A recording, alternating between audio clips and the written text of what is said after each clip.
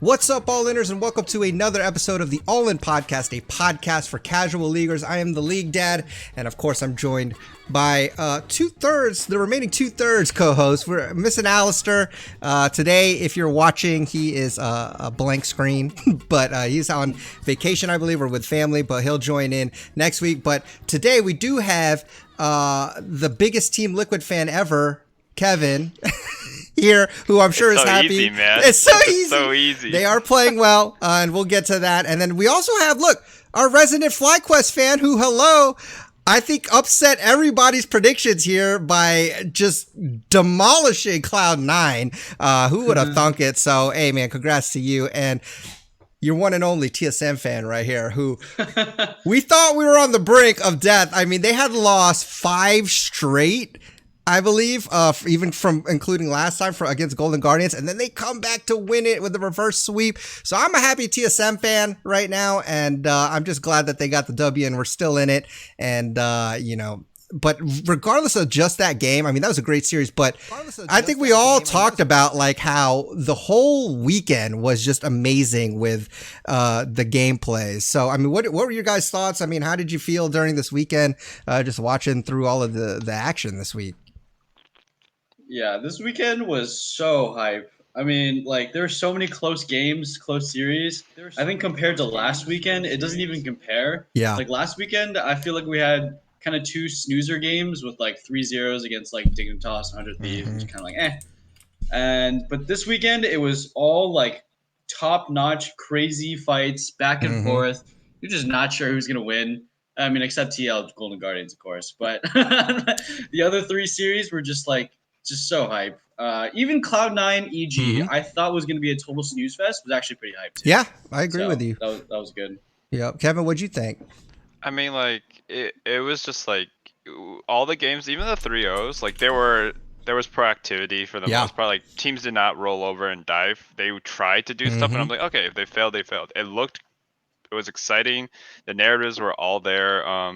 Yeah, I agree. Besides the TL GGS game, which there were maybe one close game in there, but it just looked like every time GGS got a lead, I didn't even blink, and I was like, all right, well, how are they gonna throw this? Yeah, I think it would be interesting to see if GGS had lost to Cloud9 instead of Team Liquid, would they have been in better shape against TSM? Because I think they got figured out. They had to reveal so many of their tricks in the 6 games before they had to face TSM again. Yeah, and so. It looked like they were running out of steam toward the end. But I mean, still, that GG TSM game was one of the best series I've seen all year. Yeah. Maybe not in terms of raw gameplay, but it was exciting. Well, I think we can all agree that, at least for me, and I'm pretty sure you guys would say the same thing, Golden Guardians really proved something. They made a statement, this split, showing that they can compete with the best of them. I mean, FBI and Huhi, I gotta give props to Huhi. We knew FBI was good, but Huhi to me played extremely well and has improved tremendously in such a short amount of time. And that bot lane was deadly, especially, dude, against Doublelift and Biofrost. I mean, Biofrost had some questionable plays here, but anyways, Huhi to me was that was scary. That was a scary bot lane, and Doublelift lost every lane, and it just didn't seem like I was scared, and I wasn't really sure what was going to happen. But going back to Golden Guardians, I'm extremely impressed with how well they did, and I'm excited for how they will improve in the offseason. Because to me, if you watch all these games, even though they did get swept by Team Liquid, their early game to me, early and maybe early to mid game, seemed really good. I mean, they controlled a lot of the early objectives and dragons, even getting rifts. I felt like just because Team Liquid is such a good team and able to play consistent, even if they fall slightly behind, that was their weakness, and they would just, at some point, you knew Team Liquid was going to overcome it. TSM is not that good at that skill, and so that's why it seemed like such a hard time for TSM to get those wins. But what do you guys think about that, and what do you see happening, and how could you improve this team moving on into the next season? I think Golden Guardians has a really solid bot lane, as we keep talking about. Yeah. Doublelift gave an interview after the TSM game, basically saying they have the best bot lane in the league. FBI and Huhi is. He would say that. He would. I mean, it's hard to not say. Like Kevin mentioned also that they destroyed Tactical and Core JJ in Game 3 in their series. Yeah. So it's like, yeah, clearly this is the best bot lane in NA. They're so powerful. They have a pop-off jungler closer who kind of, sometimes he doesn't pop off, but he's a very solid and consistent jungler. Yeah. I do think it's just the solo laners. So, like, Hanser is such a weird player because he can get massive lane advantages. He can get kills. He can bring closer to get a gank. Yeah. And then he just starts running it down randomly. He makes a big team fight play, and then he throws his lead away. He dies. He gets caught 5 times in a row. Yeah. Demonte I think, has a lot of champion pool issues. He's really good on, like, Twisted Fate, Galio, a lot of, like, these skirmishy champions. But then we saw in Game 5 against TSM, he was put on Syndra, and he did not look good on Syndra at all. Yeah. So when it's not Echo or Ziggs or Galley, like one of those, like, I'm just like, what are you picking that for? Like the Syndra was such a strange takeaway. I will say that in doubles defense, I do think he had a few games where they deliberately played like Jack's top and like it's weak side bot, and he did fine. My biggest gripe is that you draft Doublelift into your team because he's supposed to be a superstar. And he's like playing like a 4th place, 5th place AD carry right now. Absolutely. If that, like he's playing like what you want Apollo to do, except sometimes with less impact. Like there were so many fights where I'm like, is he just Ashe Wing the whole fight? Like, is there any other spell in his kit he's gonna do? Any autos? Okay. And his damage was the lowest, or not the lowest, the 3rd lowest on the team. In multiple of those games. Like I looked through all the damage charts. He had one game he did more damage than Bjergsen, which was Game 5 where Bjerg was just reviving him. On Zillion, On Zillion, basically keeping him alive. And then one game he got 2nd place in damage. Yeah. So like he was okay, but like they just put him on Ashe duty 5 times in a row because they didn't want FBI to destroy them with their Ashe pick. Like and like it worked in the end, but it is really worrying to see Double in this state. Like, yes, FBI, who are the best bot lane probably, at least in laning, but I think just overall. And I'm just watching Double like, so what are you what do you bring to the team? Like you're the best at being targeted by all the enemies cooldowns so that Bjergsen and Broken Blade can kill the other guys, which like it is a role, but do you want Double to be that role? I don't know. Yeah, is that what he's supposed to be? Yeah, you don't want. I don't think it works at Worlds at that level. No, he's just not good enough for that. No, absolutely not. And to the credit, like, I mean, of Broken Blade playing that Jax, I mean, awesome. Gam was a little bit worried. I mean, we know Jax got buffed. We were wondering when that was going to happen, when we were going to see it. And for them to just pull it out here, in Game 3, possible elimination game, like I gotta admit I was really nervous, like I didn't know how that was gonna go, and luckily they were able to pull that off. But going back to TSM as a whole, like Doublelift to me just doesn't seem to have it anymore. That's all I'm gonna say. Like I don't know if maybe it's whatever their draft issues, or maybe it's just whatever, but in my opinion I just think that there's a group of younger players, newer players that are just better now. Like I don't think he has that star power anymore. He's just not that good, and I'm gonna make the prediction that I think he'll retire after this season. I don't think he after this season? He should retire after next year. Well, when does his contract? He's got a 2 year. Okay. Well, whenever his contract's over, I think that's when he's retiring. I don't think he's going to go. I don't think another team will want him, and I don't think he can do it. I mean, there'll always be a team that will want him. I think FlyQuest would take him in a heartbeat just for the would he branding. Play? Okay, would for he the play branding. for FlyQuest? No, probably not, because it's a boring team. I don't know if he would get along. FlyQuest is a boring team. They just dumpster Cloud9. To him, it's a boring team. I'm only talking from Double's point of view, because he wants to be part of those like superstar orgs. With that's what I mean. Names. And that's what I mean. Like, if he's looking to win now, it's kind of like, when you're at the kind of towards the end of your career, you want to get in a situation where you can win now. And I think TSM was that. Kind of either Team Liquid or TSM. And, the best possible scenario he could go if he was having issues on Team Liquid was TSM. I mean, that's a team that, that's an organization that's been proven. You got a Bjergsen there. That's a really good chance. You've had good synergy before. And so if they don't make a good push and his contract ends, I just don't see him re-signing. And I think he just doesn't have the motivation or the talent anymore to really compete with these younger ADC players. That's just my opinion. It pains me because we're all from the old guard of fans watching since the beginning. So seeing a veteran like that kind of come to the end of its age, I guess, is a little bit sad. But what do you guys think about that? Am I the only one who feels that way, or what are your thoughts on his I think situation? you're crazy, man. Like, I like it. He's had a really bad year, right? A really bad year, but there's so many weird situations that happened this year for him, like the whole visa situation and the quarantine. Okay. I think just set him on a bad trend. Like, he's been going to Worlds and winning championships every year before that. To think that 1 year is an outlier. I mean, what, he's had 7 championships? Are you kidding me? One of them just happened last year, not even a year ago, technically. It's like 10 months ago. He just went to MSI finals last year. Like, I don't think he's stopping until at least he makes that a groups at Worlds. Like, I think if he retires before he makes that a groups at Worlds, he might just be depressed permanently. Like, I mean, I would like to think that, but I just have a hard time believing that he can get there. I'm not saying that for me, it's not just his, possible loss of skill or whatever. To me, I really do feel it's a lack of motivation at this point. Like, I feel like he's getting older. I don't think he's got the same kind of drive that he has like before. And that's just from what, my perspective looking in. But I get it. If Doublelift doesn't make it to Worlds this year, like, he's made it to Worlds every year since 2015, right? This next series determines whether he goes to Worlds or not. And they're playing Cloud9.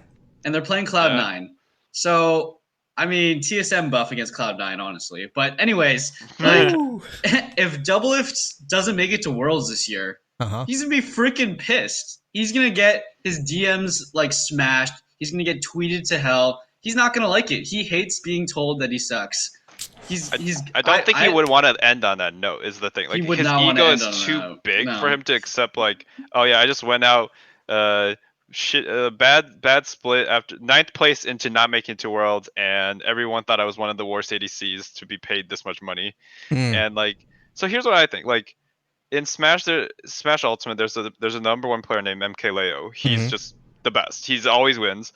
But when the online era started, he's just, he gets top 3, top 4. He's okay. He's still very good, but he's just not winning because, 1, fighting games work differently online, but 2, there's just not as much stakes. Like, I honestly think it's weird, but a lot of these online tournaments, just the results are kind of a wash to me. Like, Liquid probably will win, and if they don't, that's fine. But at the end of the day, just like we saw that C9 win in spring, I was like, okay.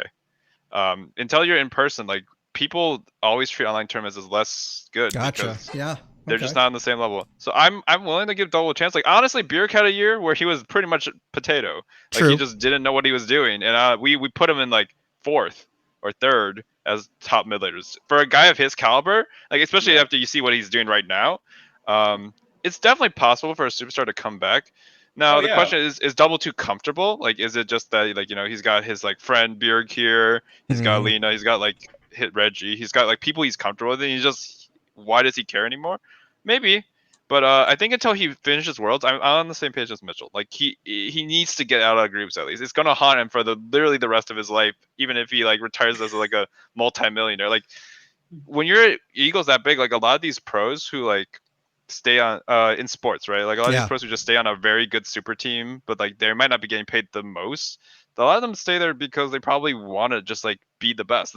After a certain amount of money they've made, who cares? I guess they don't care as much because they're just so talented, and their whole reason they got into that level is because they're competitive as hell, not because they want to make money. Well, I mean, sure, the money's nice, but I think TSM's probably paying him pretty well.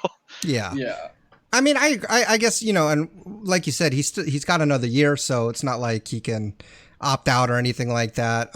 But agree to disagree, because I really do feel that in Bjergsen's case, yes, he did have that down year. I think for me though, I don't think he was Like it's not now, you know what I mean? Like that's before, like, and it's still earlier in his career compared to like Doublelift, which is now how many years now? How old is Doublelift? You know, all of these factors. I mean, you've got like Kobe and LeBron who are like they were in like their 30s and still like complete schooling the younger kids. Esports is different. Wait, esports should be different in a better way for the older players, because once you get older, you actually know this stuff you need to know. Like you have more game sense, more knowledge, more veteranship. You tilt less on stage theoretically.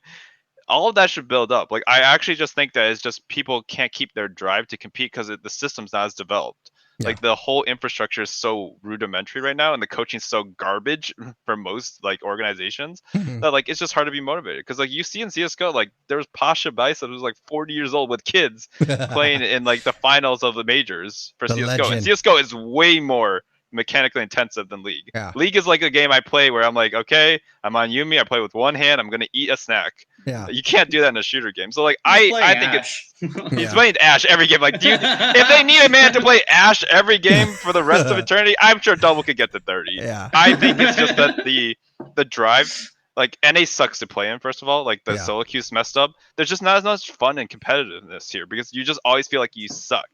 I really think that the age will go up. I'll give you the fact that yes, that you know I do keep forgetting that they are playing remotely. It's different in I've said that before when you've made that point. I do agree with you that there is difference when you're playing in front of a crowd and there's that energy. And yeah, I mean, you're more motivated to perform well because you get that instant reaction, right? You get that instant feedback from, you know, when you win and it's just people are cheering and you just got that hype. And so I can see that. And maybe that is a factor. And I would like to definitely see if it changes or, you know, if it's the same. You know, I'd like to see how that plays into effect with Doublelift's performance. So Spring Split, though, if he still looks bad in Spring Split, and we're back to normal, we will revisit this, and I will definitely have a lot less. But like his time in TL, like I definitely do give him a lot of credit for how well TL did, and that was 4 back-to-back. Like sure. Being motivated for that long is insane. Like once you hit the top, or at least top of NA, what is really motivating you? So exactly. Okay. I'll also say, I mean, with Doublelift, like just this meta of ADC. I mean, talking to Alistair, he's playing AD carry in like Diamond 2 Elo, and he's pretty understanding of what the role is, and it's not very good for ADCs right now. Like ADCs are in a high utility, low damage role right now. Like, well, for most of the game until late. For most of the game until you hit 3 items, right? Yeah. And he's playing. And then you know Senna is one of the big ADCs right now. We all know what Senna and Doublelift are like, right? Oil and water. It's like oil and water, man. It just does not mix. We're looking at the meta. Senna, but it's not a double champ. It's fair enough. Caitlyn, Senna, and sometimes Ezreal, right? And he's playing Ashe. His Caitlyn sucks. Senna, he just cannot play. It's just not his meta. It's just not his year. I do agree. He does. To Xayah Kaisa. Yeah. No, that's what I mean. You're right. Patch. Yeah, they buffed it, and that's what I mean. Like I'll give you that. Like so, and then you know even with his Lucian, he's shown amazing plays. I think it's more of maybe because he doesn't have ADCs that he can use with a gap closer or an built-in escape. Like it's a little bit harder for him. I mean, I have seen him positioned poorly, and sometimes it makes me wonder. I mean, you would see him when he was playing Varus. He always had the Tom Kench to kind of save him. And you mentioned the one game that he did pop off. We had the Zillion there, right? Bjergsen saving him all the time. So Game 5. I can see that. Those are valid points, and I will at least concede those points. I still rest in my case in my assessment of how I think his mental is, and I will call it. Yeah. I will call it, and I do say that if they don't make a drastic run, next split, I think he's retiring. That I'm just gonna stick with that and save this clip here because I really do think that that's what's gonna be. But let's move on to the Cloud9 FlyQuest match because that was really exciting. That was, we all predicted that, and not just us, but I feel like every analyst, the analyst desk, the dive, all the people. Nobody would have thought FlyQuest was going to win, especially win a 3-1 series. Like that was dominating fashion. And so let's get thoughts on this. Is this FlyQuest being really good? I will say I thought Ignar played amazing. Santorin played amazing. So credit to them, but also C9 looked just all out of sorts. So, I mean, I'd like to get your guys' take on, you know, what was it more of, and you know, what do we do from here? Like, what does C9 do from here? I'll just say congrats, Kevin. You're right. Blabber is trash. No, Like holy cow. yeah. He was showing some holes for real. Game one, he died twice in That his level jungle 1 before he got a single camp. Yeah. That was pretty Like, bad. That's just some noob stuff, man. That's like actually like you're like running it down in gold solo queue, man. Yeah. Like He was on Nocturne too. Who needs to get to level 6? He like took that fight. I'm like, what do you think this is good? And then he died. I was like, oh. And then he my. flashed. Yeah. And then he died. He was like out. He was out, and then he's like, I think I could turn this. I'm like, with what? Let me get a couple chickens real quick, and then I'm Yeah. out. Oh my god. I mean, like, yeah. To Mitchell's point, like, I mean, I've always thought Blabber was not. You know, I'm like, I dislike his playstyle because he just doesn't play with the brain. Like, that's the biggest problem. His early game is probably top tier, like top in the world, like top 3, top 5 in the world. He could probably like scare the shit and beat the shit out of some of the like other junglers in the world if he's on his game and he has his characters.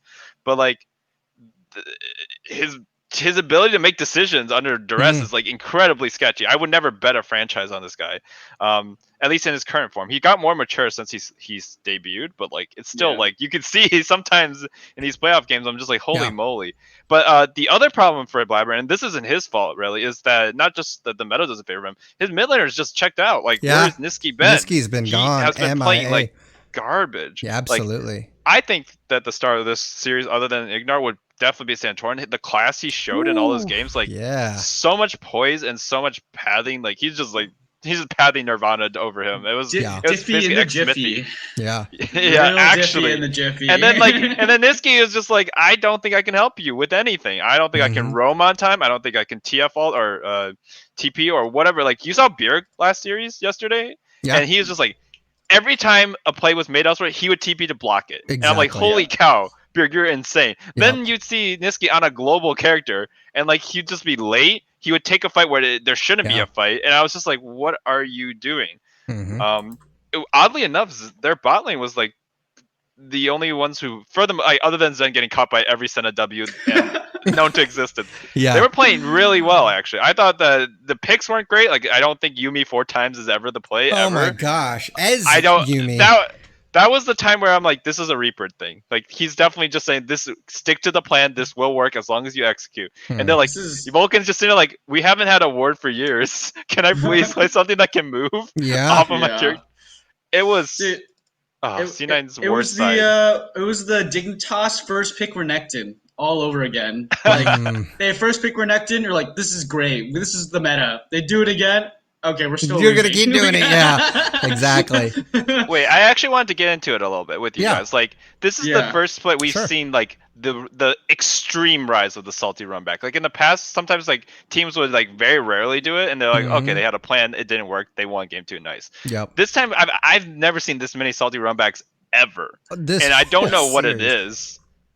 I mean, this whole series with salty runbacks, like there were just multiple games where, or like other series where it's just like they just drafted the same thing as the first game, change out one character because it got banned or something. I'm like, okay, and then they lose again, and I'm like, well. I mean, they did pick Ezreal, Yuumi all 4 games. They picked GP 3 games out of the 4. So I mean, other than that, like mid lane, Zoe was picked twice, but mid lane and jungle, Lee was picked twice. But other than that, you're like you said, salty run back the whole time.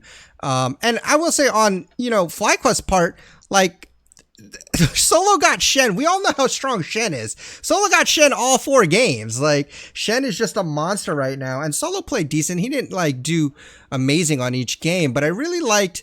I think Wild Turtle in this meta actually fits him pretty well because, him kind of being in just a more supportive role with Senna. His Senna ults were really Senna good. Play was actually the first time I've been convinced by ADC farming Senna. I was like, he was just like always in the right place and just shooting W's, high impact, healing all his team. Yep. He basically single-handedly won those fights, and I was like, wow, it's boring. It was very impressive. Not boring. It's slow. But it was impressive. Mm-hmm. You should watch G2 versus Mad Lions. Perks had a really, really good AD carry Senna. Like watching this series and then watching G2 versus Mad Lions made me realize like when you have two solo laners and a jungler who know what they're doing, an ADC Senna is really, really potent. Yeah. Double needs to take notes. Like Senna is a pick you need you need a certain mindset to play it, and I definitely think Double has no idea what that mindset is. Yeah, it's like peak utility ADC. It's like utility ADC to the max. Like people were picking Varus because he had so much utility, right? You have poke, you have slows, you have CC, you have lane dominance. Senna has a mini Varus ult on her W. You're right. And infinite scaling. She goes up to at least 700. In a pro game, she should be 700 to 725 by like 35 to 40 minutes. Yeah. And like she just keeps getting stronger and stronger. Like once you hit the 90% crit rate, like she actually does a lot of damage. She like hits you once for 700 damage and you can't answer her. Oh yeah. So, like, and to go off the salty run back thing you were wondering about. So Cloud9 kept going with the salty run back, but FlyQuest figured it out in game 3. Like it was the Senna pick that screwed over the Ezreal Yuumi pick. Like I think in game 1 where they picked Ezreal Yuumi, I mean Blabber just got 0-2 in the jungle before 3 minutes, right? So that's like just a wash. We don't know if Ezreal Yuumi works. They actually won game 2 off of a FlyQuest throw, so also kind of hard to know if Ezreal Yuumi is good. But then game 3, Wild Turtle picks Senna, and you know what? Yuumi is cancer. Well, so is Senna. You just poke, you farm, you heal. It's like you got move speed for your team. You have CC. I really think like that game 4, the salty run back was actually the worst one because it was so obvious that FlyQuest figured out how to counter the Ezreal Yuumi with Senna. Yeah, absolutely.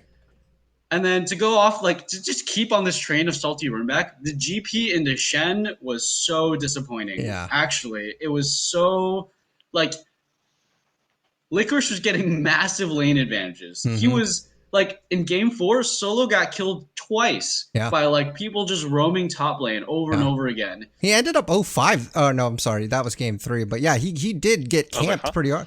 Yeah, he got camped pretty hard that game. But, you know, like, the thing is what I like here, too, especially with their game plan with FlyQuest and Cloud9, I feel like FlyQuest gave Cloud9 a little bit of their own medicine with these late invades, because not only did it work in game 1, but if you remember in game 3, they did the same thing, and it was a little bit sloppier, and they did get a kill on Sven, but they slowed Blabber down tremendously, and I feel like what you were saying, Kevin, how you need a brain to play the game, which, you know, Blabber may have been a little bit, you know, perplexed, not knowing what to do, getting thrown off his rhythm. It's so easy, Blabber. Just go to your other camp. He doesn't do it. Just give it up. You know how many times he kept going back and forth and back and I was forth? watching this man malfunction in real time, and I was like, oh, you're watching it like, oh, wait, and nope, he's coming back. Sven is like, I'm going to flash away, and then I'm going to walk back. Like, they're just brains are off. Like,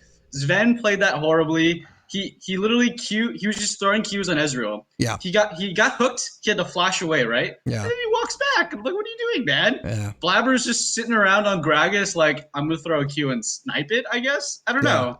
It was like, so low a percent. I'm like, what are you doing? This is solo queue. It's like level 1, guys. The game's not over at level 1. You don't I mean, to look into it a little bit, like, you know how Blabber was they praised Blabber a lot about how great his clear timings are, because he's got incredible mechanics at clearing. Like, he knows all the little timings and the pacing. But I feel like FlyQuest was like, well, if we break that time, what does he do? And it looks like his whole game plan just messes up like all his breakpoints. That's what I mean. Like, you just got to throw him off his game. Just throw him off. And I mean, I think that's, again, it worked game 1 and game 3. Game 1 was definitely way more successful, but game 3 still threw him off. And, you know, I just got to say that I think having a little bit of that, you know, because if you look at their first split, you know, spring split, that was their plan. Like, they got Blabber going like that, and it was just almost impossible. Like, once he did get going in his rhythm, he played well, and it was like they had that game plan. I think if you can throw a wrench in that plan, it definitely messes him up. He doesn't really know how to come back from that. But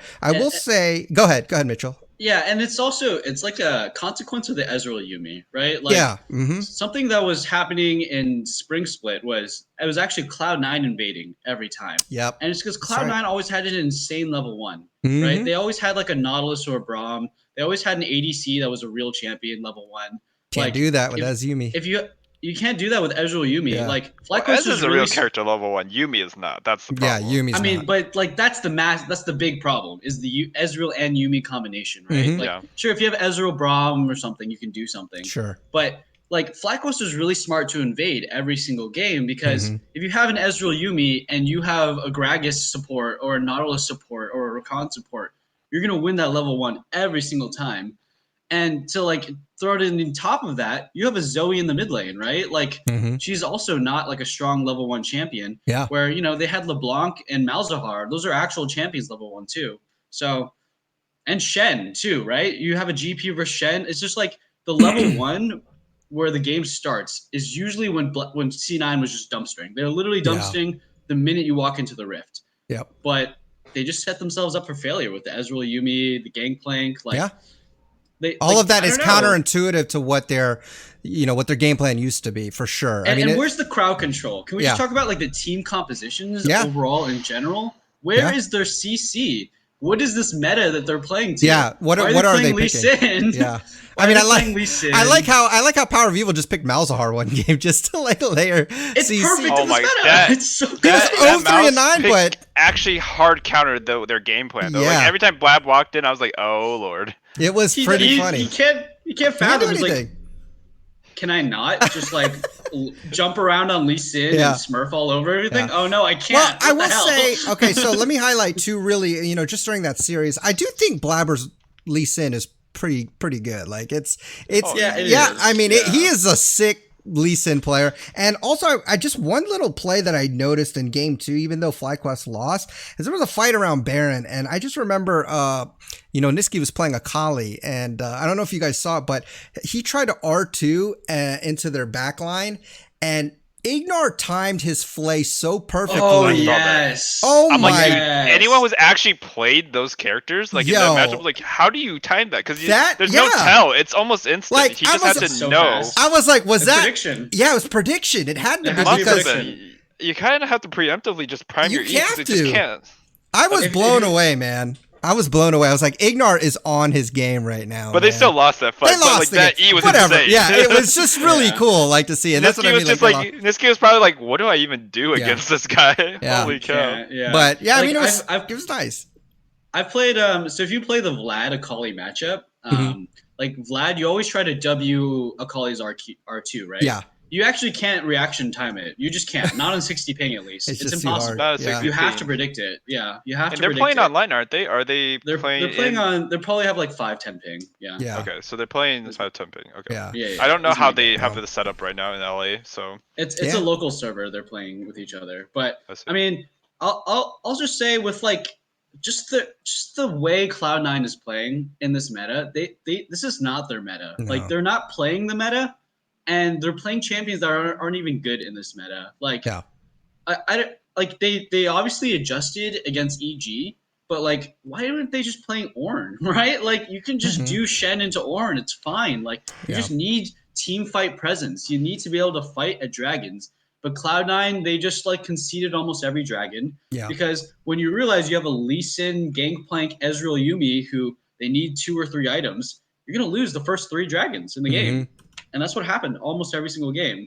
And this should have been a FlyQuest 3-0, actually. If you look Yeah. at game 2, they had a 4 They should have won it. Yeah, you're right. And Baron, and Mhm. then Santorin and Power of Evil kind of walk, and they try to fight 2v5 They with definitely Dragon. threw it. Yeah, they definitely. And threw I it. was just like, oh shit. They overchased at one point too. I can't remember where, but I Yeah. remember writing down. I was like, "Yeah, FlyQuest definitely overchased at that on one point." Where I was like, "Okay, Yeah, that's a wash." But yeah, I mean, like you said, they looked good. I mean, they looked good that should've been game. a 3-0. Yeah, Should've exactly. been a 3-0. So Yeah. I mean, it's scary because you don't know where you can rely on. Like in the playoff format, you don't know who you can rely on this team. Mm-hmm. Niski's not showing up. Blabber could show up if he doesn't get absolutely smacked by the jungle. Yeah. And then you see support. You see the bot lane. Like yes, they were actually quite good for a lot of it, except Mhm. for like key moments where Zen would drop the ball. And like, what Yeah. do you do? I can't force this Ezra to not E out the W's or walk away. I just don't understand. It's a slow projectile. It has a big hitbox, granted, but it's very slow. Oh my god. We're gonna talk and- about the Senna W's. Oh my Right. god. before we Like- get into Son of W's though, I do want to say, okay. and also Licorice didn't show up in the EG series. You're right. As like you see, Huni was playing like a man possessed. Like he was like, I actually need to get a contract next year, so I'm gonna try just this once. He's gonna Master, fool forgive everybody me. again, man. I'm telling you. No, he was really good in that. I Like, know in the he 3-0, was. but the man was like 4-0 on Shen. Like he was 1,000 gold bounty on his I will Shen, say, and I was when he played Rumble, that guy threw he was just inting towards the end because he had a but great early he lead. started. He did start 4-0, good, which but I he was like, made this basically guy- for himself. Like I had in my notes, I was like, "Oh snap, he is going off on Rumble," and then like 10 minutes later, I'm like, "Scratch it out." I'm 4-0 like, to 4-8. never mind, man. The man's back broke. Okay, I don't blame him 100. Like there was definitely some int plays, but it was like I need to carry this team. Ornalty? Everyone's. He's trying to ult his own team. Hello? He was But I sending get an SOS message midway through the game. I get what you're saying though. No, Huni did play. He actually played good for more of the times, than he normally does in a game. So there we go. True. That's like we saw the Huni that if he played like this the whole split, you wouldn't question the 2.2 million as much. Yeah, You'd be like, okay, I kind of get There's it. something there. But yeah, the problem is like Licorice was also like getting like kind of exposed there. I was like, okay, what does C9 do? But anyways, you can continue on your point, Mitchell. I just needed to get that off my system. Yeah, no, I mean that's a great point. Like, we can just talk about Licorice a little bit, right? Yeah. Like, he played in the FlyQuest series. He played Vlad. And then 3 games of GP. Yep. And he those are all really free matchups into Shen. Mm-hmm. Like, if you get a free matchup into Shen like that, and you have a consistent gold advantage, you have consistent jungle advantage, consistent scaling advantage, you need to carry the team. Like, you actually need to 1v9. You have a Yuumi on your team, and you're playing Vlad, and you're not 1v9ing. Yeah. It's very disappointing. Like, that's actually extremely scary when it comes to, like, we thought Cloud9 was just going to, like, win streak their way to Worlds. Mm-hmm. Licorice is on Vlad with a massive CS and gold advantage with a Yuumi, and he can't 1v9? Are you kidding me? Like, imagine you have Deshai in that same position. You say you gave Deshai a free laning phase on Vlad. He gets to late for free. And you say and a Yuumi, which didn't exist last time he was dominating out in Vlad. So now he's got a free health pack volume around that does adaptive force addition, free shields and free heals, and move speed. And he can't. It's not that he couldn't win. He just didn't look like he was doing it. Like BB had a much better Vlad play than he did, and he did not have a Yuumi. He just like walked in 1v5. I was like, holy shit. I mean, they lost, but it was not because of him. It wasn't because of him. He was getting like anti 1v5 by the Lux shields. Yeah. Like, oh gosh, that was so frustrating. Actually 5% HP. Yeah, actually such little HP, and I'm just like, he did miss a key Q though. One of the most important fights in the game, he like 1v4'd them, and then he Q'd Huki instead of the almost dead FBI. FBI just walked out, and I was like, unlucky. But he played everything else basically as well as he could have. Vlad really well. And then Licorice looked like he was like, well, Vlad scales, right? I guess I'll play that. GP scales, right? I guess I'll play. I'm like, where's the impact? I actually don't understand. Where's the pool? He got CC'd before pooling so many times. Yeah. It was painful. I, for one, am happy that Vlad is getting some game time play. Yeah, I love Vlad. That's because I love Vlad. I mean, I like the showiness of it, but he's a BS champion, dude. Like, that's why I love him, baby. Guns blazing, and like literally nothing you can do. You're like, that's what I'm talking about. My kind of champion. I love just like you have like Spellbinder, you just run in, flash ults, and then EW, and just you're just like, what are you gonna do? You're just like standing there, like, okay, we're dead. But and I mean, use Zonias and heal your whole HP. Oh, I will say that. It's a good point on Licorice, but I will say that going back to the Senna W's hitting the Ezreal, new drinking game, okay? Every time Sven... Trying to kill us, Lee Dud? I know. New drinking game. Whenever Sven gets hit by a Senna W, you got to take a shot. But let's go on to... we've talked about C9, we've talked about FlyQuest, we've talked about Golden Guardians. It's not just when he gets hit by a Senna W. It's when he gets hit by a Senna W and then flashes onto his teammates. Like, that's the real problem. Because it was game 3. It happened 3 different times. So I was watching the game with Alistair. We counted every single time. So there's the one where Cloud9 was at FlyQuest's inhib, right? Yeah. So Ezreal gets hit by Senna W, and he literally arcane shifts onto Niski.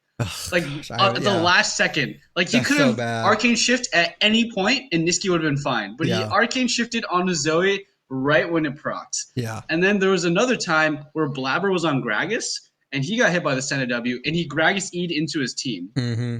And then finally Licorice got hit by a Senna W and he flashed onto he flashed onto someone. He flashed with the Senna W on someone, maybe and it's then their he first time playing afterwards. against Senna W. I don't know. Like it's just like they it was play actually. Yeah, they play Senna. Yeah, they do, but I guess they don't play against. I don't know. It was actually impossible to understand what was going on. Yeah.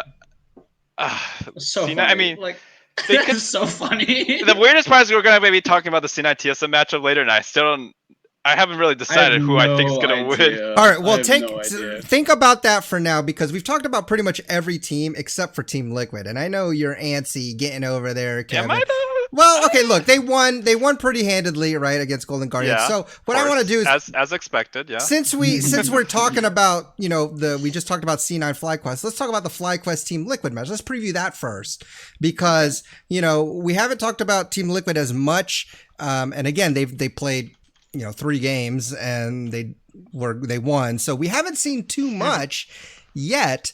And so, let's preview this matchup coming up against FlyQuest because we have seen FlyQuest. They've played 2 weeks now. We got to see, how they're doing and they look really good. To me, Team Liquid has been fine.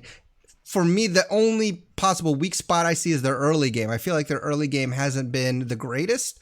But again, they can play pretty consistent. They're veteran. They have veteranship there and they can, even if they are like 2K gold behind, I feel like that's still very winnable for them. I'm not even sweating that. So what are your thoughts going into this? And, we can already go ahead and go in predictions here and who do you think's going to win and that sort of thing. Who wants to take the lead here? The Team Liquid fan or the FlyQuest fan?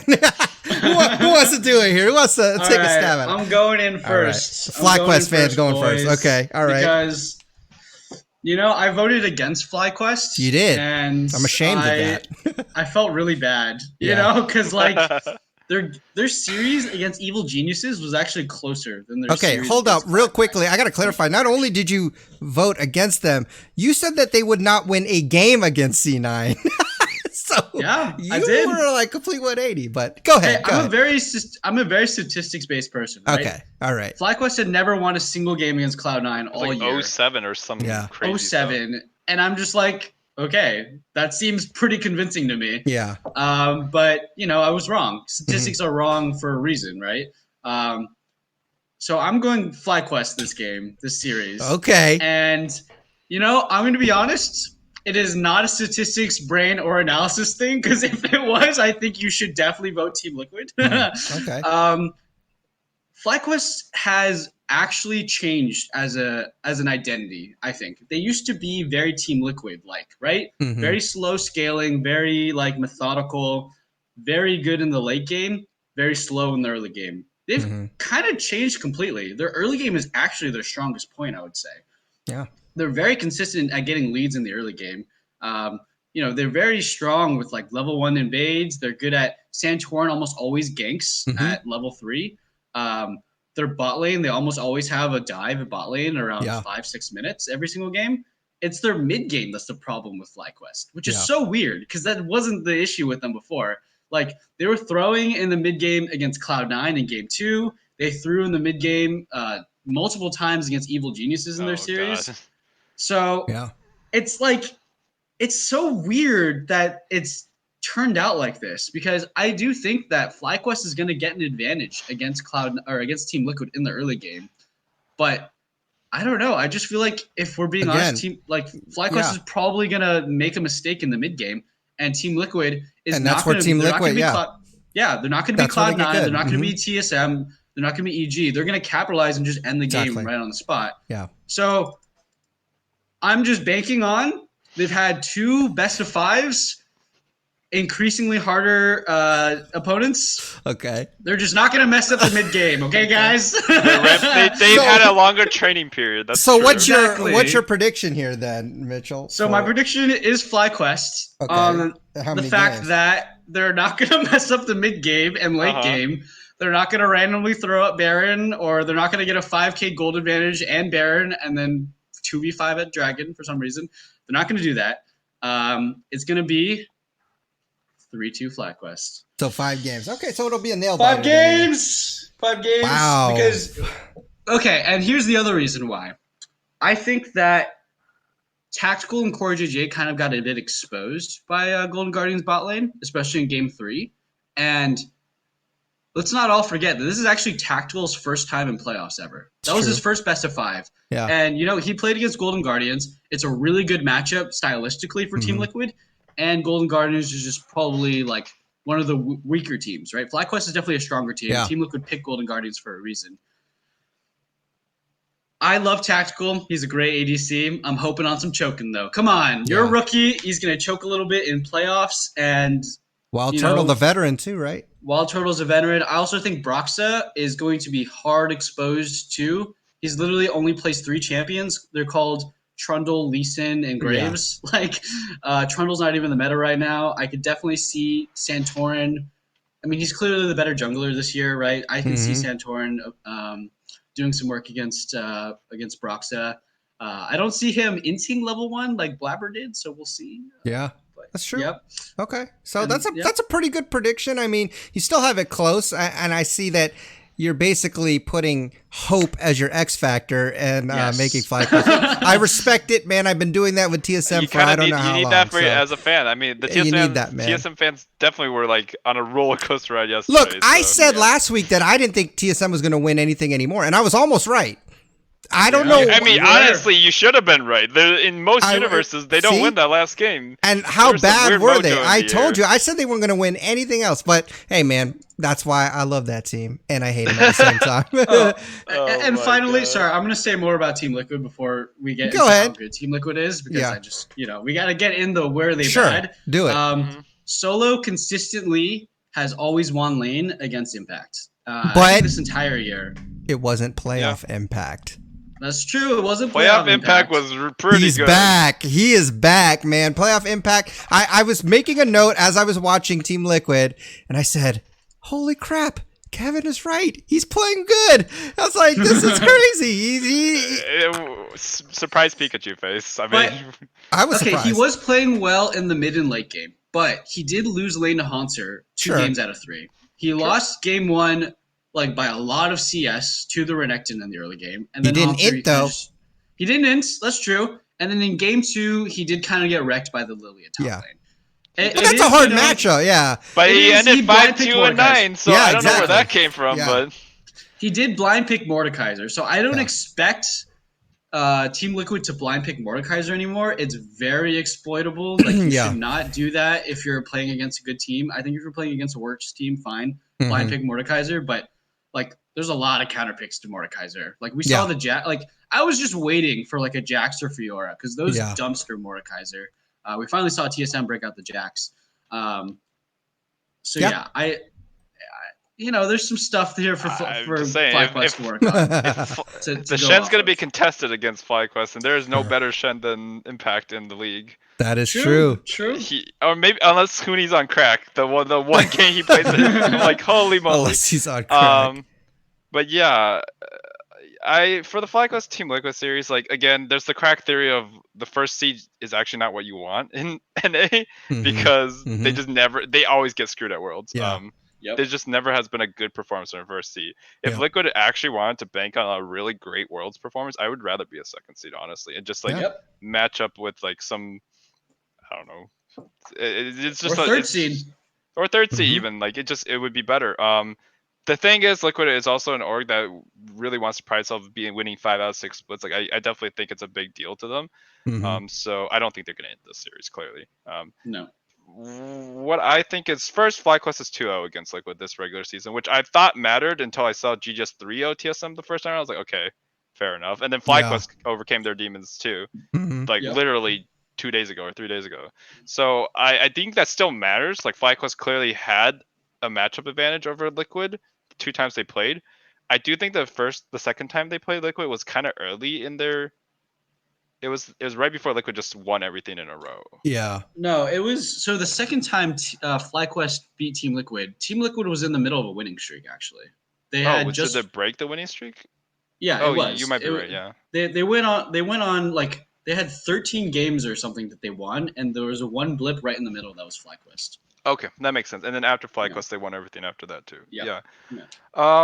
What I think is, I agree that we should be really concerned about tactical, not because I don't think it was necessarily like that weak in the FBI versus Huki series. Like, yes, that last game was terrible, but other than that, he looked fine. And like you saw, FBI was prone to choking, which is technically this is his first playoffs as well. Yeah. I think In North America. Yeah. In North America, yeah, he's definitely like done stuff in Australia and stuff, or Oceania, or whatever the league is called. But I mean, you see what happened to Sven, right? Once you change leagues, all bets are almost always off. Because in NA, it's the playoffs has just got something spicy about it. So I think tactical you do need to worry about, because he is the rock for Team Liquid, and he's much more consistent than anyone that FlyQuest has played against so far, as far as AD carries go. That being said, like, I mean, okay, Bang did not play League of Legends, so that didn't count. And then Sven played very hit or miss. I think Tactical is much better than that. Yeah, I don't think he's going to eat onto his teamates. But I am worried, like, in that key moment, if we hit a game 5, I am worried Tactical might tilt. Just because, like, the moment's too heavy. So we can't know, because we don't know. He's just new. He hasn't really done, except for one game, he hasn't ever looked like a super liability. I think Jensen's playing really well. I think Broxa, they figured out what to do with him on the team, but I think FlyQuest is smarter than C9, and they're not going to just let Lee Sin through 3 times in a row. Well, I think you can let the Lee Sin 3 times in a row. It's fine. You just have to play like Volibear. It's like, I mean, it's Volibear destroys Lee Sin. Well, tankier, more damage. Blabber's Lee Sin destroyed Volibear in that one game they won. So I think Blabber's a better Lee Sin though than Brox. I know Brox is known for his Lee Sin, but think so too.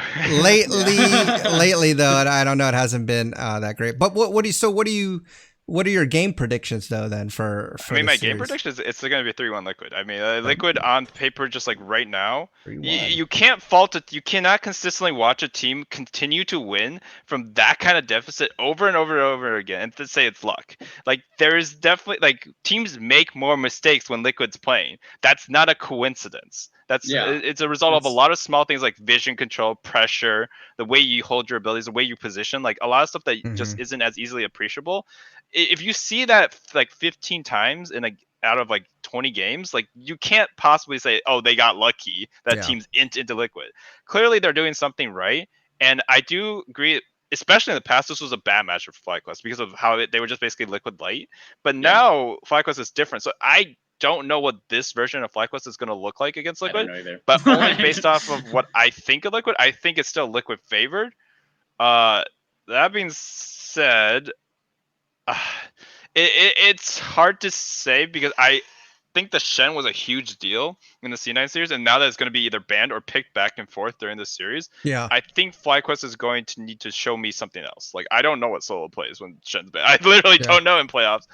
It's hard to say because we had so many salty runbacks in the Cloud9 FlyQuest which series. I hate. I like it when teams think my game plan was good just because I lost game 1, I could still run it again. I respect that, but I don't like when they're like, I think we only drafted 1 comp this weekend, so I guess we'll just run it. I guess we'll just keep trying. So like, it just sucks. I think Liquid is the better team, but the Broxa and the tactical like components of that team have not proven themselves in a playoff format in and that last series didn't do that much to Asuage this year. Like, it's just tactical didn't look as bad as Double. Like, he looked better by a good amount actually, except for game 3.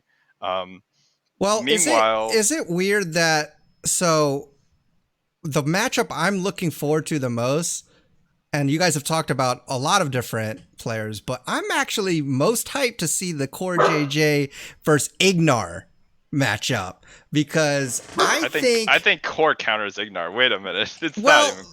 I know, but at the same time, Ignar has been playing really, really good. I mean, he was playing amazing. And so if this continues, like, I'm actually really hyped for Ignar right now because when he gets his Rakan, his Thrush was amazing. Like, and he's been roaming a lot, trying to make plays, having for his team. And, Core JJ is really good too. So that's why I'm really hyped to see how this is. Overall, consistency wise, Core JJ hands down better support, but on the rise that Ignar has been on, I'm really hyped up to see how this how this plays out. So that for me, that's what I'm really excited to see. Like, who's gonna make the plays, who's gonna get better vision control, who's gonna roam when proper. I want to see more Bard. I mean, like, when I watch you play that Bard. Oh my gosh. I mean, no, I don't hate Bard. I just think I was like, what?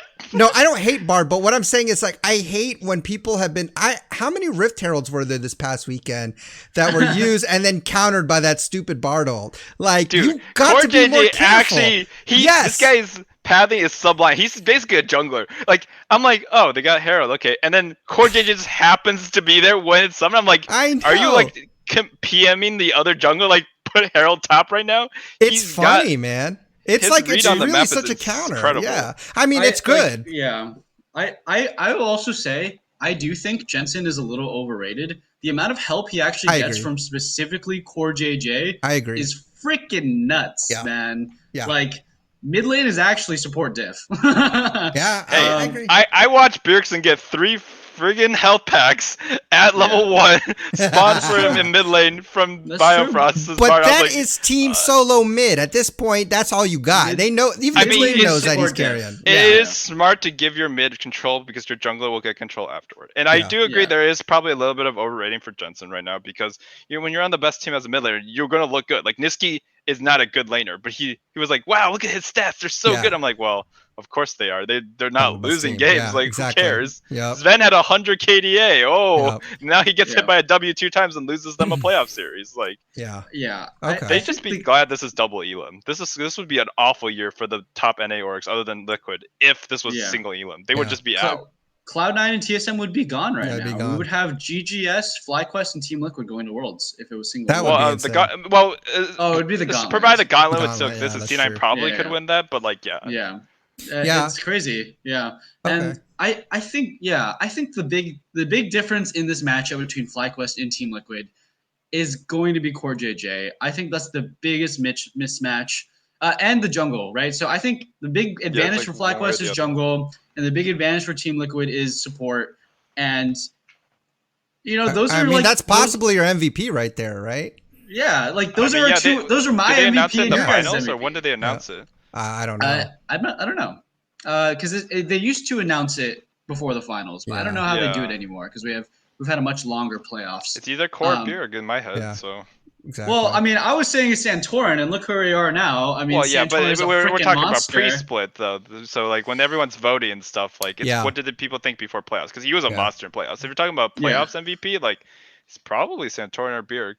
Yeah. Well, just because Core JJ didn't need to do that much more, they just won. And we've only seen him in 3 games because it's just like they haven't had a play. He's like, my work here is done, and I'm like, all right. Yeah, that just brings me to a totally different topic, but it would be so interesting if like playoffs was like a double round robin for some reason. Like, that would be because like we only see Worlds? Team Liquid play like once. Yeah, like true. I'm like, we saw the same amount of Dignitas games as we saw Team Liquid, and I'm just like, I want to see more of the good teams, right? Yeah. And but at least you'll still see them even if they make a mistake. Like that, we would have lost C9 and TSM, which you wouldn't get this spicy C9 TSM matchup. You would have just like, oh, they got 3-0 by GGS. Well, that's it. Okay, that's peace. And then, FlyQuest is more exciting, but it's still not like a C9, right? Like they're just not C9 in terms of people who care about them. Okay, well let's do this real quickly because we're at about an hour, and I want to move on. And we just talked. You just mentioned TSM C9, so let's just preview that matchup. That's actually the first day. So I know there's a lot of talk about, but TSM's going to win anyways, so it doesn't really.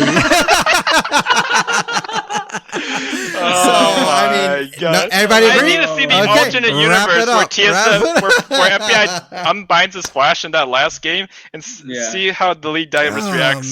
Because it would have just been like the funeral music playing in the background the whole time. I'll tell you, we were supposed to record yesterday. I was sweating, man. I almost was like, if TSM loses, I don't know if I want to record. After this, I don't know how I feel after this, but thankfully they freaking won. Oh my gosh! Being sensitive to the culture of TSM fans, we will not do our not be recording out of respect for all the TSM fans right now. All the We'll be having a mortuary. Oh my god! Oh my God. But okay. So obviously, I want TSM to win. And like Mitchell, I'm going to pull the hope factor here because statistically, I think C9 just definitely win this one. But I'm going to go out on a limb and I'm going to say that I just like the way Bjergsen's playing. If just one other person, Doublelift, can play, and I'm talking to Doublelift, if one other person, Doublelift, can play at least, 75% of his capability, I think they got a shot because Bjergsen is insane right now. And, so that's what I'm hoping on. That's where my hope is that the namesake and the clutch factor and the veteranship in Doublelift will come through all of a sudden and, they'll be fine. Honestly, I don't know what support is better at this point. Biofrost, I mean, yes, he had a good Bard game, but even then, I didn't think it was that amazing. I think their laning phases were better, but like their team coordination just still all over the place. Yeah, like, still all over the place. I mean, that Bardol was obviously the worst Bardol, like one of the worst Bardols of all time. He was trolling. Oh my god! In what world do you cast that out? Like, actually, was it Freak? He was like, he is trolling his team. He's actually trolling them. He literally said he was win trading. Yeah, Freak said on cast he's win trading. You see Spica go in there, and you're just like, what? It's like, but that's another. Yeah. So, anyways, I just Bjergsen shot called. He's like, it's not a 50. Don't make this a 50-50. And he's like, okay. Clicks the I'm making a 0% chance that we'll get it. Okay. Yeah, I got it. Right, loud and clear, Bjerg. I got you, Captain. No problem. Better following a bad call than not following it at all. Yeah, that was next level. But yeah, I mean, I honestly think C9 is the better team. I'm not gonna lie. But I'm going to bank on just that clutch factor. Bjergsen still going to play good. And look, Broken Blade had moments. If he gets Vlad, I think he could play well. If he plays Jax, I don't know. Maybe something happens. It was a sick Jax game. He made Hunter look like he was getting smurfed on. Like, I was like, every trade was like Hunter's first time against a Jax player. I will say TSM has pretty good. There are a lot of games where TSM has been winning just from straight up macro, like backdooring or split pushing. And maybe that's a thing that they can do, if they pick someone like Jax, where they can kind of just, all right, we can't team fight well, but we're just gonna outcall your macros and hopefully win. Cloud9 can't team fight well either. That's Did you see true. them try and team fight? Lately they haven't been. Yeah, lately they haven't been, but I don't know. So and they don't even Cloud9 doesn't pick team fighting champions. I actually think this could be one of those series where TSM maybe they go a little bit slower, right? They can do a split push style, maybe, or they can just go a full team fight. Protect the beard comp. You can actually just pick a Azir in mid lane and lose the early game, dumpster Cloud9 in team fights. Beard's Azir, man, so good. Oh my god, so good. That 3-man ult actually just straight up won them the game. So good. Oh, man. game 3, yes. Oh that my was. God. That was. I was like, how did he scoop the last guy? I was like, that's hacking. There's no way he actually scooped the third person up. Because he played that fight really well. Because it looked like he was going to go immediately for a scoop, but then he waited and he went for a scoop later when Broken Blade came. And then right after Spica flash and ults the guy to safety, I was like, what are you doing, dude? Oh, man. I'm going 3-2 TSM. Oh, and I didn't say my FlyQuest team. I think it's 3-1 Team Liquid for the. You guys suck. Get out of here. But I'm going 3-2 TSM, kind of like how you went 3-2 with FlyQuest over Team Liquid. It's that hope factor gets me that third game. You're just gonna pull it through. You're just gonna buckle down. After the upsets I've seen this whole split, honestly, hope might be more reliable than Brain here. I'm not a TSM fan. We all know that. But honestly, you saw last series, and yes, it was against GGS, which is a worse team than C9 and FlyQuest for that matter. The cylinders that are firing right now for TSM, Broken Blade played at least 3 out of 4 games pretty damn well. Yeah, and Renekton was really good. His Renekton was really good. His Vlad was really good, and his I mostly those two that stuck out, and the Jax was insane too. But it was kind of Haunter being weak. Yeah. But Bjergsen got 23 bans. Out of 25, yes, a few of those were flex, like Akali and Irelia, but the fact that he can play them means that it's scary both ways. You have to ban it. And this man was popping up. Like, the way he schooled that Mordekaiser pick with his Orianna was sublime. Every time Hunter clicked ult, I was like, oh no. And my little brother was like watching, he's like, isn't he in trouble now? Like, no, probably not. No. And Hunter could not hit a single skill shot on him. A single Q or E, Bjergsen would hold his flash. Like, he would see the E come and was like, I can dodge this. It takes one micro. He's too good. He had phase rush too. And right now, Niski is playing like absolute crap. Very true. If they take notes from that GGS series and invades with Spica in tow against Blabber, then Blabber is the biggest mismatch I see, right? Yep.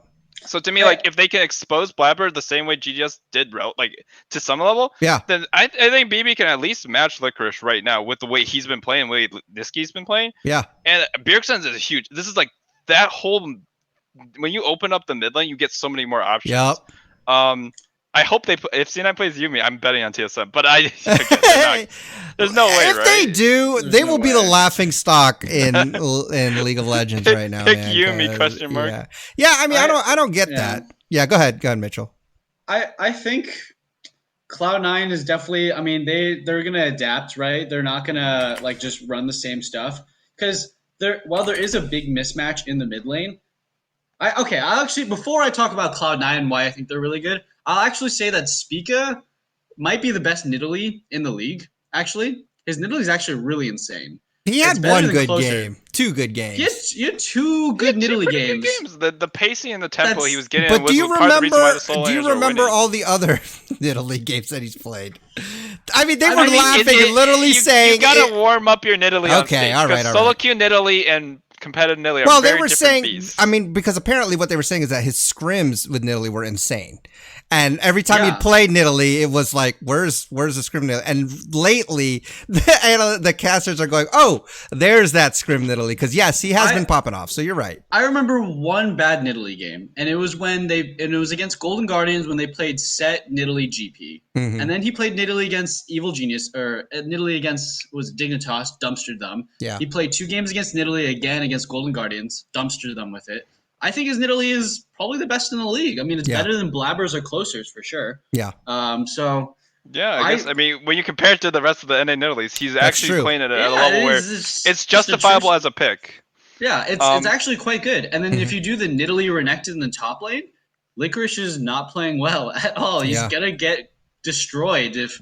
It's just weird because he's getting leads in lanes, and like it's not necessarily being handed to him. He sometimes does make his own leads, but then his late game is like, what are you doing? His team fighting is so strange. It is very like weird. You pick GP, it should counter double his Ashe pick, for example. But I don't know if his GP, I don't know if his specific GP will do anything because I just saw nothing in those series. I watched him play GP. I was like, it was just very mundane, and it's weird because Licorice is such a good player. So we say all this. But I actually still don't know if I want to vote for TSM for this. Like now we should talk about why Cloud9 is good. Right. I think the Cloud9 bot lane has way more picks than just Ashe, right? Yeah. I think Cloud9's bot lane, they're going to realize, hey, we probably should have played Senna ADC.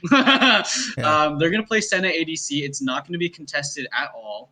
Senna ADC, like unless they just ban it. Quick, pick it up. Unless they just ban it. Biofrost, he's really only looked good on Bard, and even then he still makes some big blunders. He's still running it on Bard, and that's his best champion, right? Yeah. So, I mean, he could play Rakan, I guess, but I also think the Kalista is a really big deal. Sven looks insane on Kalista. I think his 2 best champions are probably Kalista's and Senna. And of course, his Ezreal can sometimes be fine, but I don't want to see his Ezreal. And then you know what? Neither bot laners are playing Caitlyn. They after Doublelift ran it down on Caitlyn 3 times or whatever, he stopped playing it. Yeah. They don't want to play it. They're banning it and stuff. Yeah. So watching FBI's Caitlyn literally run down the whole TSM team by himself in that last. Like the game where they were supposed to win, like I was like, oh, TSM wins this game, right? Yeah. And then he just started shooting the graves down, and I was like, depressing. Yeah, I mean, I think what you're saying is like C9 should win, but I think there's a lot of ifs, right? Like I think if they can slow Blabber down, throw him off, that leaves Niski kind of on his own, right? And Niski against Bjergsen, that's a mismatch. I think Bjergsen's going to dumpster him. Mismatch. And getting that snowball ahead, like then it opens up, Bjergsen and Spica to roam and make plays around the map, possibly dive top, maybe help Doublelift out a little bit. And, honestly, I can see that happening if they take notes, but this is the TSM coaching staff that we have been complaining about. Shit, you're right. Yeah, see, so we forgot about that. I'm pretty sure they don't pay attention to what's happening. They probably got something. Yeah, so, we'll just say that. But let me get your guys' game predictions. I said mine was 3-2 TSM. It's so painful. This is so hard, man. This is like the hardest one. It is pretty difficult. This one is actually so close. Because they're both playing like shit. Look, I would say at least, last week we had great games. Even like I said, the 3-0 Team Liquid over Golden Guardians. I still thought they were pretty good games. Like we saw glimpses of Golden Guardians. So I hope if anything that none of these are just stomps. Like even if it's a 3-0, please make them good like games where you're trying and it's not just like you got demolished. Cloud9 EG was very close and good. Yeah. I mean, I'm pretty surprised. We saw Hooney kind of pop off. Yo, Sven Skaren has actually got playoffs buffs. Sven Skaren was like the worst jungler in the regular season, and he actually started popping off. That's true. Playoffs. I mean, him and Impact are very similar kinds of players, both on C9 in some way too. Like, they just don't care that much until it matters. Yeah. Okay. So I'm going, dude, because there's also this thing where like you want to say TSM, it's okay. I kind of do. Everything like logically, like all the discussion points toward TSM winning, but like statistically, it doesn't. They also look horrid in so many games. Like this, they're basically because there's this choking factor, right? Like I remember in Spring Split 2019, Cloud9 was up 2-0 and they were winning Game 3. And they just choked so hard, and then they lost, got reverse swept. That is true. And then I remember 2019 it was a summer. Glorious moment, yeah. Yes, continue. But then 2019 summer, Cloud9 and TSM again played, and Cloud9 destroyed TSM. Yep. So it's like there's this choking factor that I just don't understand, where they take turns choking against each other, where it feels like the other team should win. Yeah. But they don't, and they lose. There's also the fact that like Cloud9 could have gone 18-0 last split, and they choked against TSM in that one game. And honestly, since after the first 4 weeks of the summer split, C9 has kind of just been poop. Like that's what's crazy. And it really cemented that Cloud9 was on a downturn when TSM destroyed them. Yeah, you're right. In the regular season. No. 100 Thieves destroyed them. Yeah, that just tilted them off the face of the earth. I've never seen a tilt last that long. Like literally, like 6. That was the beginning of the end. They're like, oh my god. They were living rent free in C9's heads for the rest of the split. Honestly, that's something that the casters brought up, and I was like watching some podcasts. They were talking about like, how long is it going to be until we start giving C9 credit? Because after that halfway point, they were 4-5 in the regular season. Yeah. They looked pretty bad again, not bad. They showed glimpses of what they could do against FlyQuest, but like they still got crushed. Oh yeah, they got crushed. They pretty much just lucked out of getting to second seed. Honestly, because they were very close to just losing it all. But then Lick was like, okay, we'll just smack TSM. Yeah, no problem. Yeah. You're welcome, C9. I'm going with TSM. I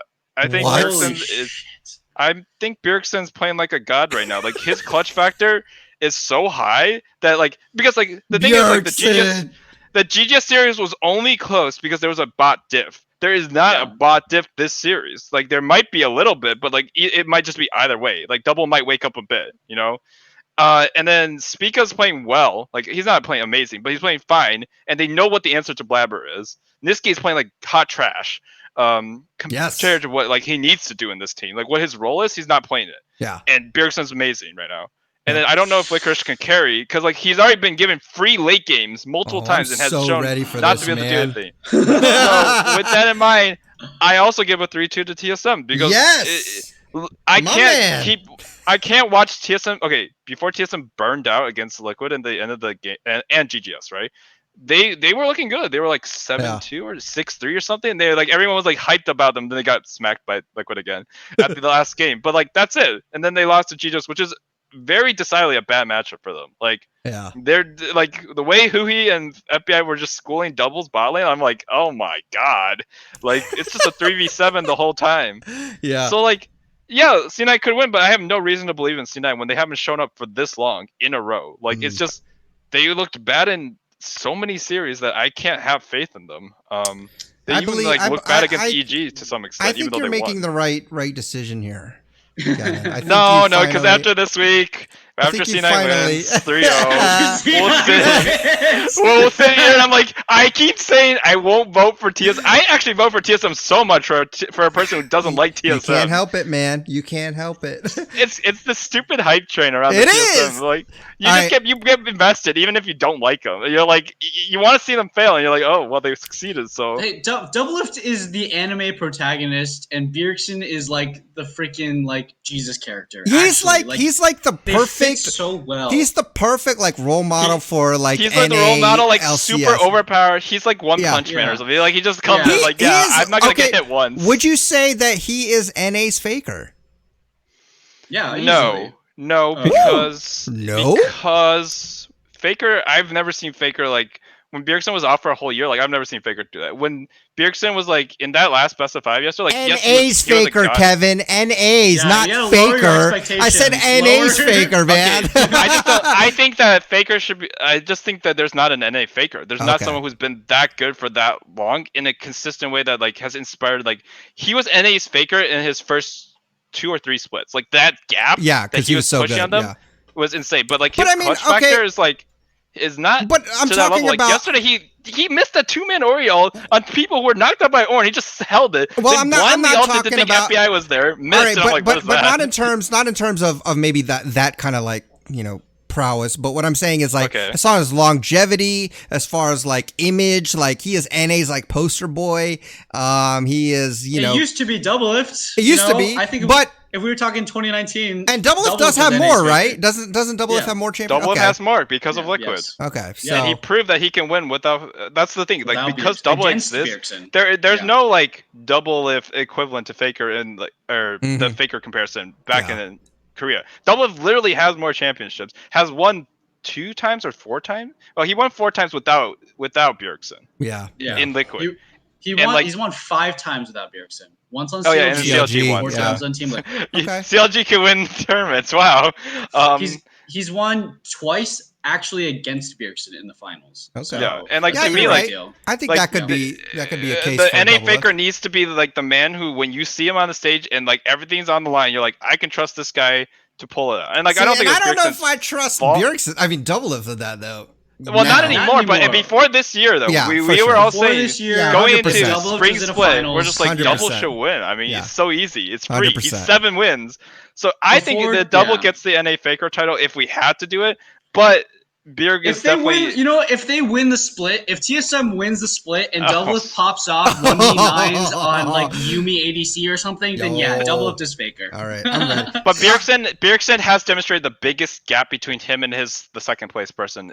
Yeah, Like there's never been like Double's been good, but even when he was like with like the rush hour bot lane or whatever, like Yeah. multiple bot lanes, right? There's never been like such a big gap between him and the second best ADC. You're like, oh, this is free. But when you watch Burial, I'm like, well, this guy's smurfing. Like this Yeah. isn't even Well, fair. I actually disagree. I think for most of Team Liquid's era, Doublelift was by far the best ADC by a pretty big margin for a while. Like even like Doublelift Core JJ, Doublelift Olay, that bot lane was there's just no one even close to that bot lane. So I kind of disagree with that statement. Yeah, I can agree. I agree with you, Mitchell. I don't know. Well, I think Bjergsen has had Jensen on his tail for a long time. But and before sometimes Jensen Jensen is joined the better. league, it was disgusting. Like Yeah, you watch this man before like that. get Yeah, quad. Jensen joined the league in season 4. So Yeah. I mean, like That's from true. season That's true. 4 to I now, do forget when Jensen joined the league. That's Yeah, true. that's true. Yeah, Jensen's Okay. been in the league Well, for hey, about 6 Mitchell, years. now. you still need to. We can't Yeah, delay. you need it a all. vote. You need All to. this stalling. No more stalling. I You don't need to want pick. I You don't need to want pick to. your. The Liquid fan for life literally picked 3-2 TSM. You Yes. can't say you can't make a decision. I know, Oh my that's- God. Your horse isn't even in this match. I That's what I'm know, saying. I used to love Doublelift, but I've been hating on him all year. Yeah. And I mean, I still respect him. I just think that he's probably just one of the people who don't get motivated when it's online or if it doesn't matter as much to him. The thing is, like, this should matter. This is Yeah. worlds for him. Yeah. I mean, whoever wins this is Worlds. This is the stakes for these trash teams, these bottom tier teams. Yeah. I agree. This is the team that won't make it out of play-ins. Yeah. Wait, do Yeah, they have to play Marco. third? Does third place have to play play-ins? I think they but do, right? This doesn't necessarily mean you're in play-ins, though. Yeah. Oh, okay. Yeah, it doesn't mean because this doesn't mean you're third. This just means you get playoffs. This means you're top 3. This means the worst you can do is thirds. So yeah. Okay. So Team Liquid or FlyQuest can still be third. At this point. Which is true. But I mean, like, if it comes down to it, I would probably. I don't know. I would take those other two than these two, right? Yeah. So I'm sorry, guys. I'm going Cloud9, man. Okay. I just have to. I think. All right. What, 3-1, 3-2, 3-1 3-0? They can just keep abusing you, huh? They keep on looking like shit, and you're like, I still believe in C9. I believe in the good. Hey, you can say the same thing about TSM. Screw you. That's true. That's true. I just think the second half TSM has been relatively better, unfortunately. Yeah. I just, like, okay, also, here's the thing. I kind of want TSM to win, and every time I vote against TSM, they do kind of actually win. So I'm kind of playing both sides. There you go. I like it. Okay. I get it. I mean, because even if they do win, yeah, I got it. I get it, man. I like that. Okay, that's because it's a TSM vote. That's why you like it. I mean, it took us about how long just to get those predictions out, but we did it. Finally, we did it. Is there any last things that you guys want to say before we head into? Because correct me if I'm wrong. This is it, right? Finals will be on Sunday, right? Finals. So and LCK is still in the regular split. Lol. So what the hell? We'll do one more recap episode after all is said is done, and I still have to tally up all of our predictions from regular season or regular split, summer split. So we'll find out the winner there. But before we end, just real quickly, who wins it all? Don't go into deep analysis, just who wins it all. Liquid. FlyQuest. What about you, League Dad? You're the tiebreaker. TSM, are you gonna baby! TSM!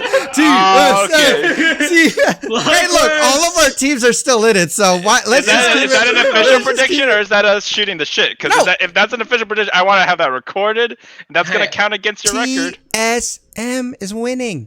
Okay, that's it. That's official. I think final should be worth 2 correct predictions. That's all I'm saying. It's big. Because you do have to predict also, like, they have to. It's like 2 matches in advance, right? You have to predict who wins the FlyQuest, Team Liquid, TSM, Cloud9, and then you have to predict the next one. It's just Liquid every time. They don't have to win 2 matches. That's it.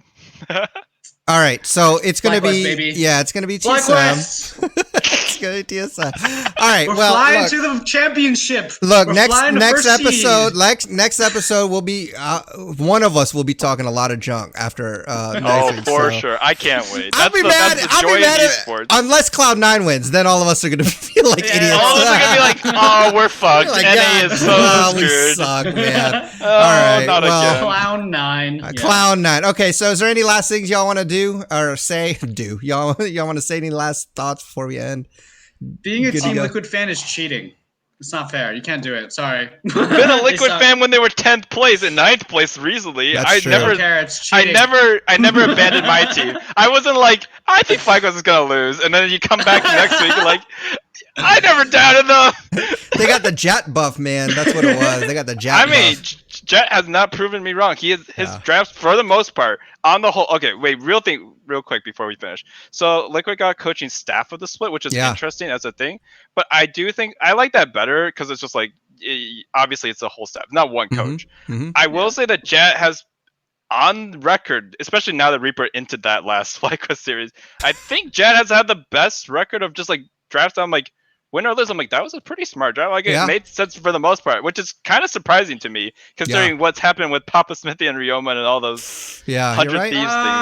I disagree. But he's not a coach.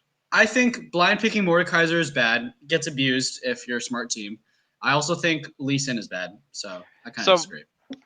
We won't get into it this episode. It's probably next episode after Mord gets played even more. But I think that it has bad matchups, but the whole cost that it puts on a team when you like all those QSSs I'm seeing like on double where he's like literally useless because he's already down gold in lane and then he pits 1350 or whatever into this QSS. But if you get dumpstered in lane, it doesn't matter, right? Like that's what I think. Like, it does matter. It just means you're even more dumpstered. You'll never come back because ADCs will always have a break No, he's talking about if Mordekaiser gets dumpstered. Oh, yes. Useless, if Mordekaiser gets dumpstered in lane, you don't have to buy QSS. Yeah, and that's what teams should be playing for. But I think Impact is much better than Hanser at coming back from like Impact is like he was born to be in a deficit Impact in the early game. still lost lane 2 games out of 3. And he ended 5-2-9, like 4-2-8 That's or a team something. diff though. Like you can say that is. And this is Liquid as a team using Mordekaiser as like they use the Mordekaiser. FlyQuest is a much better team than Golden Guardians. So is TSM. Yep. By one game. TSM is actually 5-5 with Golden Guardians this whole split. We'll take it. I'm just saying. And also, this. you know, We'll if like. Let's say it is TSM versus Team Liquid, right? Yeah. And then Broken Blade plays Jax into Mordekaiser and dumpsters the Mordekaiser. You don't have to buy QSS. That Mordekaiser is out of the game. I will say that Jax pick is really good against Mord. I'm just saying, I haven't seen Impact's Mord hasn't disappointed me. Even though his early game's always sketchy as hell, he's always had impact. Like he just literally walks over, he claws someone in. I'm like, wow, he clawed 2 people in that fight. Wow, he just ulted the most important character in that fight. I think Impact is on a much higher level than Hanser. And there's a reason why Mord's been being picked so much in a lot of regions. His early game sucks, okay? Impact specifically, his early game is so bad. The amount of times he's like died level 1 or died to level 2 gank specifically on Mordekaiser because he just pushes in randomly. And then, do you remember I remember the regular season. He played against Evil Geniuses, he died level 2, and then he got ganked again and he blew Flash. Yeah. And then I remember against Cloud9, he died like 4 times to Cloud9's Hecarim. So I would like to point you to the record of Team Liquid right now. This is not playoffs, 18-3. It's not playoffs. I'm just saying his early game sucks. If a better team plays against Team Liquid and they can maybe at Worlds, I could see that. But even at a better advantage of his I'm just saying, Impact survived the shy at MSI pretty damn well.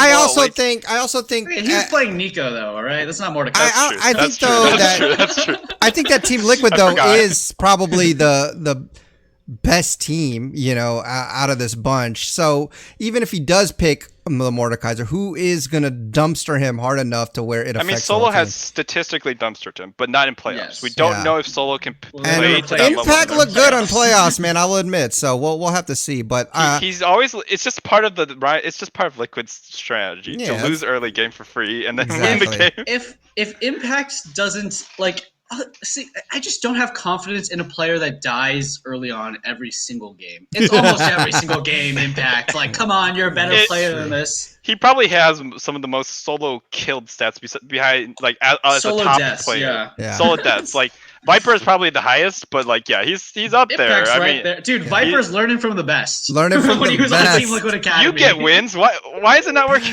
Oh, man. How come I int and I lose? All right, well, we're going to have to revisit all of these conversations when we come back for our final episode of the season or after the finals. So it's going to be interesting. I'm excited to see it. But I want to thank you guys for listening or watching wherever platform you are digesting this content from. We really appreciate the support. Please tell your friends, family, anybody that might be interested in joining the conversation. I want to thank Kevin and Mitchell for joining the show, as always, sharing their insights and providing good conversations. But until next time, guys, enjoy your TSM. Enjoy your climb on the rift. Try not to be too toxic. And we'll see you guys on the next episode. Peace.